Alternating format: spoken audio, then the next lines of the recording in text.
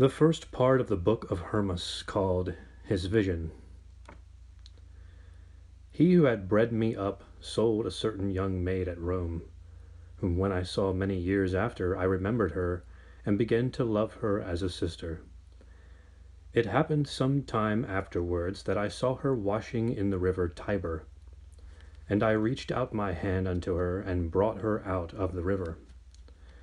And when I saw her, I thought with myself, saying, How happy should I be if I had such a wife, both for beauty and manners. This I thought with myself, nor did I think anything more. But not long after, as I was walking and musing on these thoughts, I began to honor this creature of God, thinking with myself, how noble and beautiful she was. And when I had walked a little, I fell asleep, and the Spirit caught me away and carried me through a certain place towards the right hand, through which no man could pass. It was a place among rocks, very steep and unpassable for water.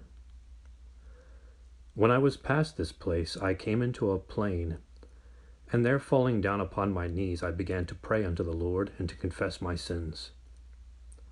And as I was praying, the heaven was opened, and I saw the woman which I had coveted, saluting me from heaven, and saying, Hermas, hail! And I, looking upon her, answered, Lady, what dost thou do here? She answered me, I am taken up hither to accuse thee of sin before the Lord. Lady, said I, wilt thou convince me? No, said she, but hear the words which I am about to speak unto thee. God, who dwelleth in heaven, and hath made all things out of nothing, and hath multiplied them for his holy church's sake, is angry with thee, because thou hast sinned against me. And I answering said unto her, Lady, if I have sinned against thee, tell me where or in what place or when did I ever speak an unseemly or dishonest word unto thee? Have I not always esteemed thee as a lady? Have I not always reverenced thee as a sister? Why then dost thou imagine these wicked things against me? Then she, smiling upon me, said, The desire of naughtiness has risen up in thy heart.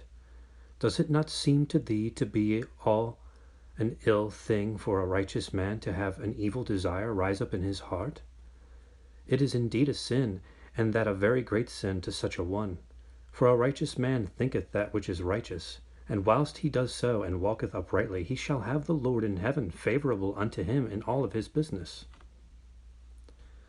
But as for those who think wickedly in their hearts, they take to themselves death and captivity, and especially those who love this present world and glory in their riches, and regard not the good things that are to come.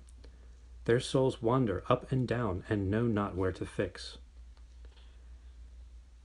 Now, this is the case of such as are double-minded, who trust not in the Lord, and despise and neglect their own life.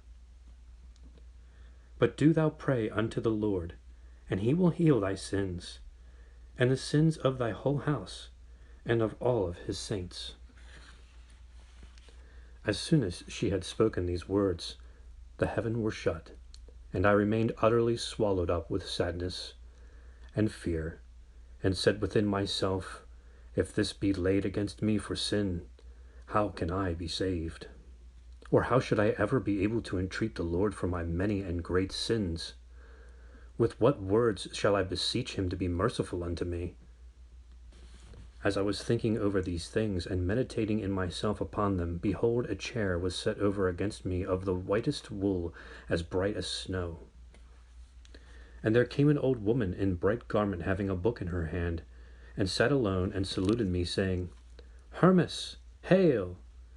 And I, being full of sorrow and weeping, answered, Hail, lady! And she said unto me, Why art thou sad, Hermas, who wont to be patient and modest, and always cheerful? I answered and said to her, Lady, a reproach has been laid to my charge by an excellent woman, who tells me that I have sinned against her. She replied, Far be any such thing from the servant of God. But it may be the desire of her has risen up in thy heart. For indeed such a thought maketh the servants of God guilty of sin. Nor ought such a detestable thought to be in the servant of God, nor should he who is approved by the Spirit desire that which is evil, but especially Hermas, who contains himself from all wicked lusts, and is full of all simplicity and of great innocence. Nevertheless, the Lord is not so much angry with thee for thine own sake, as upon the account of thy house, which has committed wickedness against the Lord and against their parents. And for that, out of thy fondness towards thy sons, thou hast not admonished thy house, but hast permitted them to live wickedly. And for this cause the Lord is angry with thee. But he will heal all the evils that are done in thy house.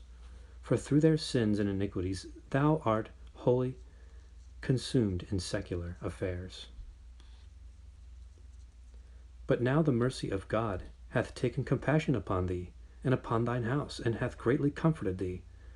Only as for thee, do not wander, but be of an even mind, and comfort thy house. As the workman bringing forth his work offers it to whomsoever he pleaseth, so shalt thou, by teaching every day what is just, cut off a great sin. Wherefore cease not to admonish thy sons, for the Lord knows that they will repent with all of their heart, and they shall be written in the book of life. And when she had said this, and she added unto me, Will thou hear me read? I answered her, Lady, I will. Hear then, she said.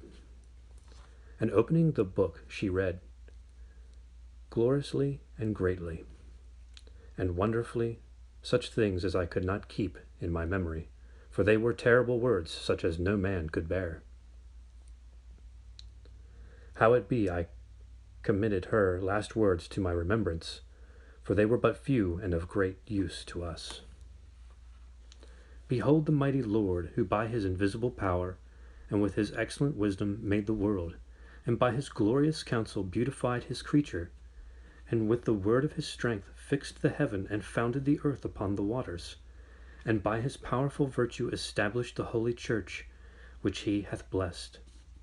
Behold, he will remove the heavens and the mountains, the hills and the seas, and all things shall be made plain for his elect, that he may render unto them the promise which he has promised, with much honor and joy, if so be that they shall keep the commandments of God which they have received with great faith.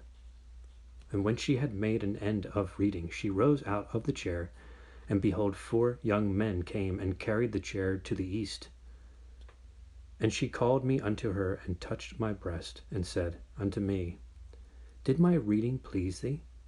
I answered, Lady, these last things please me, but what went before was severe and hard. She said unto me, These last things are for the righteous, but the foregoing for the revolters and the heathen. And as she was talking with me, 2 men appeared and took her upon their shoulders, and went to the east where the chair was. And she went cheerfully away, and as she was going said, Unto me, Hermas, be of good cheer.